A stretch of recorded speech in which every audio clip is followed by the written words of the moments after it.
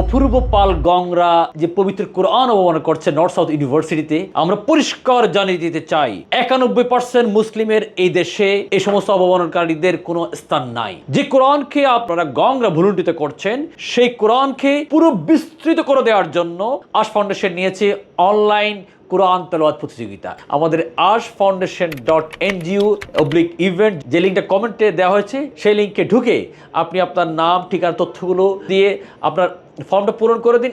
আপনার কণ্ঠ থেকে 2 মিনিটের একটা ভিডিও করে আপনি আপনার ফেসবুকে, ইউটিউবে, টিকটকে আপলোড করে দেন। সেই লিঙ্কটা এই ফর্মে আপনি বসিয়ে দেন। যারা যারা অংশগ্রহণ করবেন, বিশ্ববিদ্যালয় থেকে 3 জন, কলেজ থেকে 3 জন এবং স্কুল থেকে 3 জন, মোট 9 জন শিক্ষার্থী পাবে নগদ অর্থসহ সার্টিফিকেট ক্রেস্ট দিয়ে আমরা সম্মাননা জানাতে চাই। আমাদের এই ভিডিওতে যারা যারা অংশগ্রহণ করছেন প্রত্যেকে ন্যূনতম 10 জনকে মেনশন করে দেবেন, ভিডিওটা আপনাদের আইডিতে শেয়ার করে দেবেন এবং ইনশাআল্লাহ লক্ষ মানুষের কোরআন তেলাওয়াত চলছে এই ধরনের একটা স্ক্রিন আমরা দেখতে চাই।